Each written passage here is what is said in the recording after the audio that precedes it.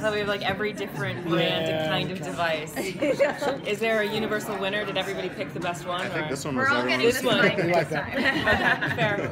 So talk about the show and how did you get involved? Your thoughts on the part? I wish I had a more interesting story about how I just came across it. And I sort of do, but it was pilot season, you know, and the scripts are going around. And one of my closest guy friends and we read a lot of the same scripts, and we kind of look out for each other. So like, oh, hey, I read this thing, and you'd be good for it. And he called me, and he was like, look, I'm kind of interested in doing this CW show, and I found this one script, and it's amazing. Like, will you take a look at it? And it was the Frequency script, and I read it with him in mind. I read that character, and I finished reading it, and I was like, that's a script, and that's a beautiful role for you. Like, it's really, really great. And she's like, yeah, what about the girl? I was like, oh, me? Like, totally, like, not register because I was thinking about him. Well, that was Riley. So Riley got the show. And then it was like, well, what are the odds? What are the chances? Like, at least go audition and try. But I'm not going to tell him because I don't want him to get his hopes up. And then there's some miracle they cast me. So, yeah, it's been an interesting journey. But yeah. What attracted you to the script?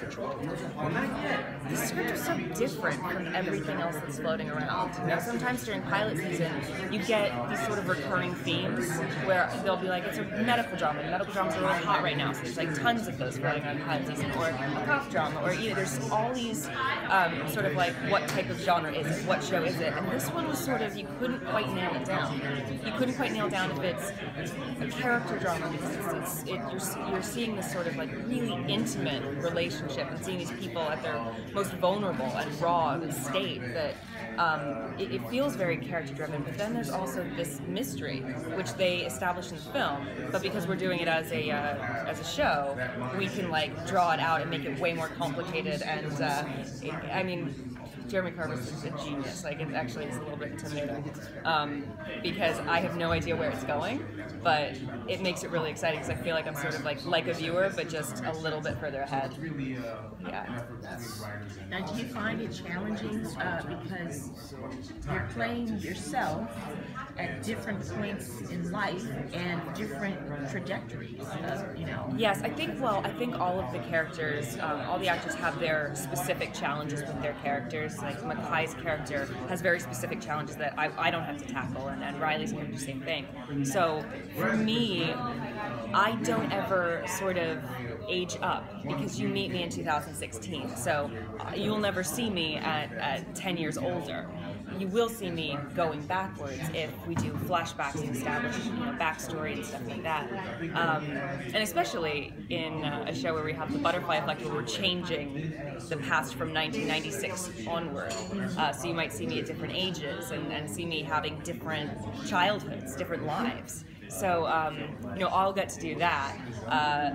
They get the challenge of being like, what will you be when you're 20 years older, So, yeah, it all has sort of, everyone's keeping track of different things, but, with Raimy, what's really great about, great for me with her is that I'm just experiencing it. Like, all of this is happening by her making these decisions, or him, or Riley, like Frank, making decisions and changing things. You're just sort of living it as it goes. I say that, but then, I mean, who knows? I'll be singing a different tune. I'll be like, oh wait, hang on, why am I 10 years older? What happened? Did you go back to the movie at all? I did, because I read the script before I saw the movie. I don't know how I possibly missed the movie, because as soon as I started asking around, everyone was like, yeah, everyone's seen Frequency. Where were you?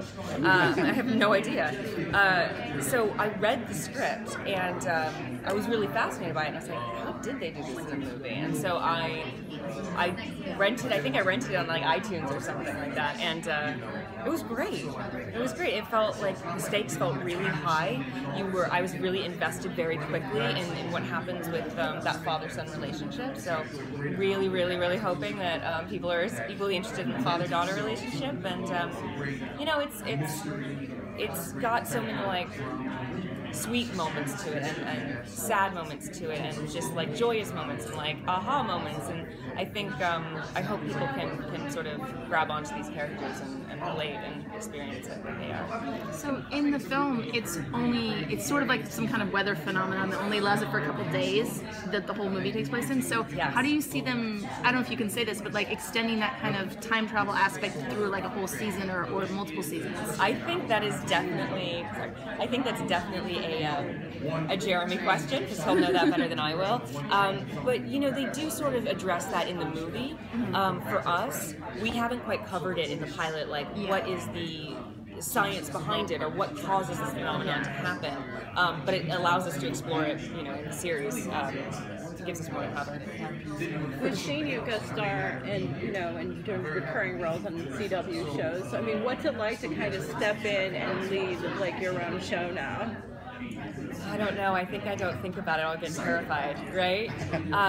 Well, you know, it's sort of like, I know this sounds so cliche, but I feel like with acting, every job prepares you for the next job, right? You learn a different thing you didn't know, and you're constantly sort of changing your ways of going about doing things. I feel like, you know, I did a show that was Warner Brothers for CW once before, and I was sort of like second, so I kind of had like a front row view of what it was like and what that guy went through, and I couldn't have learned from a better person. He was just so professional and so confident and calm, and everybody loved having him on set. So I was going, okay, that's not a lot to live up to, but I can try. I can give it my best effort. But it's, you know, it's a collective thing. It's more everybody supporting everybody else, and we got very lucky. Our cast adores each other and just wants to see the show succeed and everybody else succeed. So I think,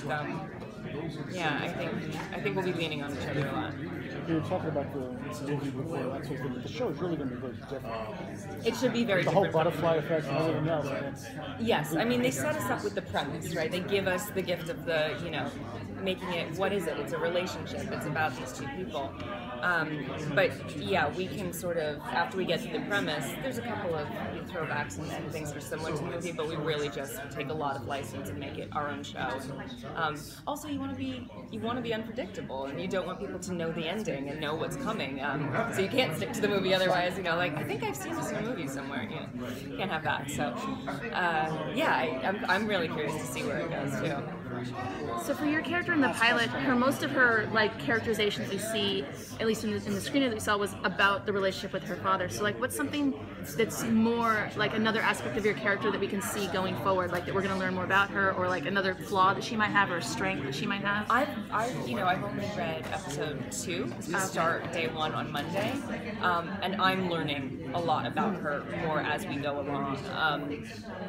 I think we learn more about what makes her tick in terms of how she handles relating to people and meeting people and talking about how she handles herself at work, how she got to where she is. She's deeply flawed. She's not, I don't think she'll ever win Miss Congeniality Award. I mean, she's a real person, and I think that they took a lot of care, to make her imperfect, and I think that's a really nice thing, because I feel like then you're like, oh yeah, we are all human. Something like that.